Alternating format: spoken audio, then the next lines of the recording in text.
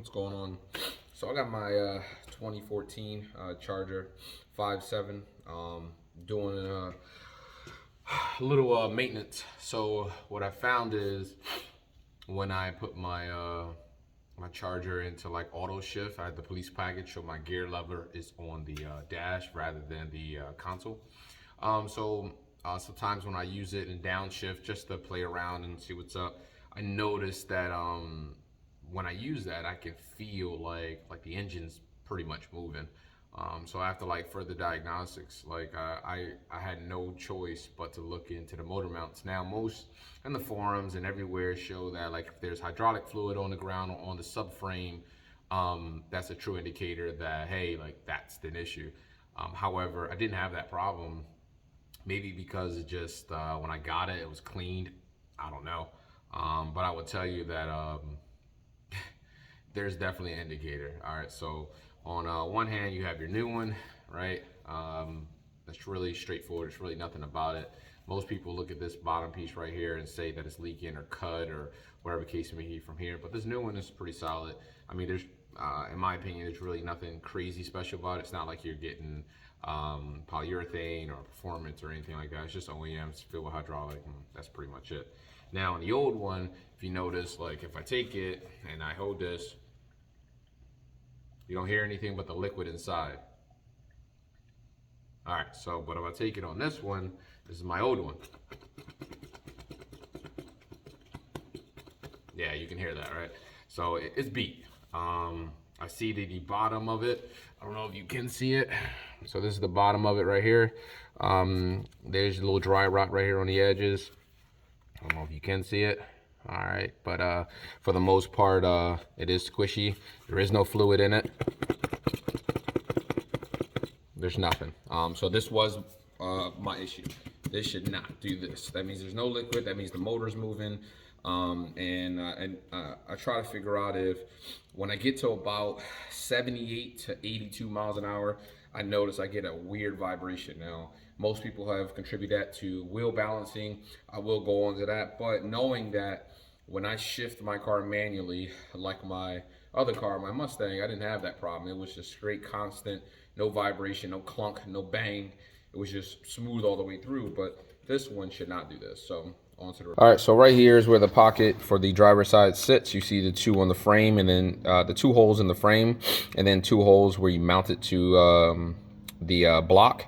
Most people have taken out the air conditioning component and moved it out the way. Some have done a lot more. I was able just to honestly take out my air box, as you can see right there, get it out the way, and just go right through this little hole right here, and then snaking out through the back. I did not take off my steering column. I just snaked it out. All I did was jack the car up and jack the transmission up, slide it right out, and now I'm about to go in with the new one.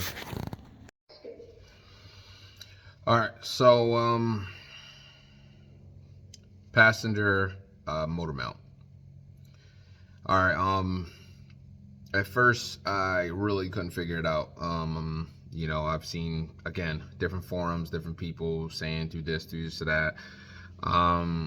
So I'll tell you what I did, and it worked pretty flawlessly. All right, so I take off the bumper because I have more room and I'm not kind of bulged out, but you don't have to, it's a requirement, but I did. Took off the bumper, I took off my passenger tire. Again, it just gives me more room so I don't have to like deal with the wheelless being in my way. Jacked it up, put it on jack stands. You are going to have to take out the alternator. So you're going to have to just pull the tensioner back, take the belt off, and it's going to be 3 bolts top bolt, and 2 right underneath. That looks like almost impossible to get to, but I'll tell you how I did it, and became really simple once I got it off. You do not have to remove the alternator completely out of the system. You do not have to drain your coolant system. You just have to get it out of the way so your hands can get back there. I did not pull the motor mount out through the passenger pretty much cylinder head. I pulled it straight from the exhaust side, and again, I put it out, put it in the same exact way. I had 0 problems with fitment. But here, let me show you. All right, so you're gonna see your top bolt right there. It's gonna be, let me see if I can point to it. That's your top bolt right there. You're gonna take that off, and then right underneath of it, you're gonna feel two bolts. Basically what I did was took my 3/8 drive, I slid it all the way down, I broke it loose on both sides, and then I was able to spin it off with my fingers, and then take the whole alternator and just move it forward. That's it. It just gives me enough room so I can get to the bolts back there, as you can see. Let me see if I can get a better angle.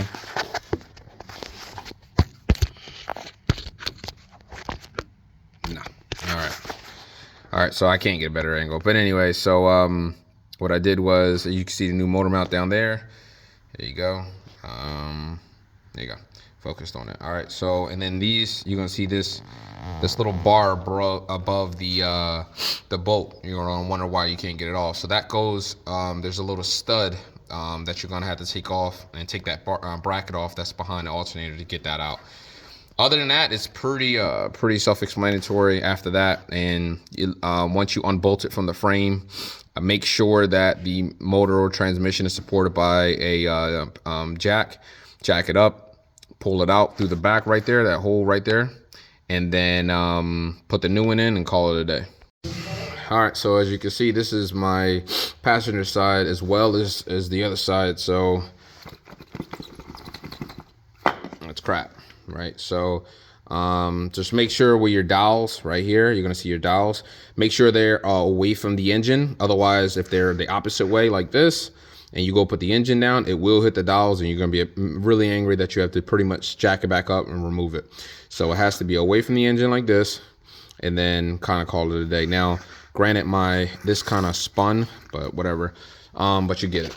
So make sure these dowels right there are away from the engine, and then your stud goes there, your stud goes there, and your bolt goes there, and your bolt goes there. That's pretty much it.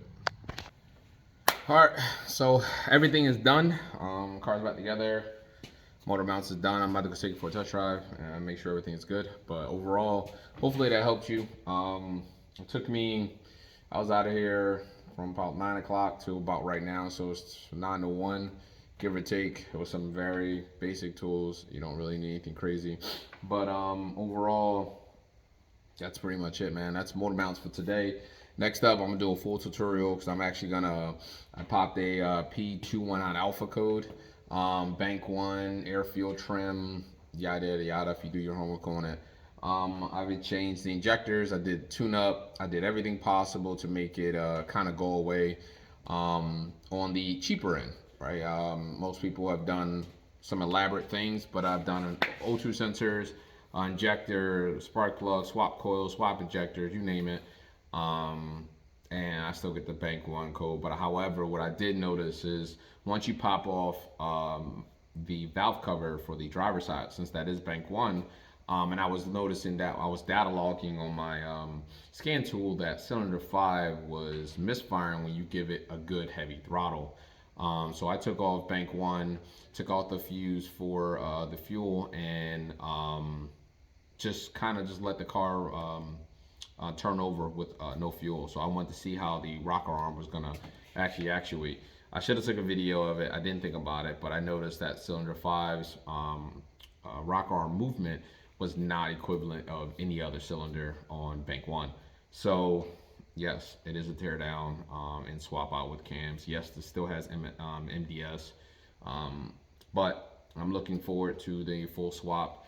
I'm gonna do a whole video. Hopefully it's good for you guys, breakdown and everything, and kind of go from there. I'm looking to it. Am I going aggressive? Probably not. MMX Performance have given me a great stand on what I kind of want to do. I don't want to go aggressive. The reason why is because I enjoy driving in the car. I enjoy the daily driving. And this is not a drag car. It's not going out for there, doing nothing like that. So for me to sit back and have a nice stage 1, stage 2 cam, a little aggressive idle, give me a little bit of HP and torque, that's great, but I'm not going all out. Especially I want to do that twin turbo setup. That's where I'm kind of going out. But other than that, hopefully this helped out. And like I said, stay tuned for that. Keep an eye out for that. Until next time. Disrespectfully, I couldn't give a fuck what anyone thinks of me. I will never live my life to please others at my expense. Your opinion of me doesn't pay my bills, determine my worth, nor affect my happiness in any way.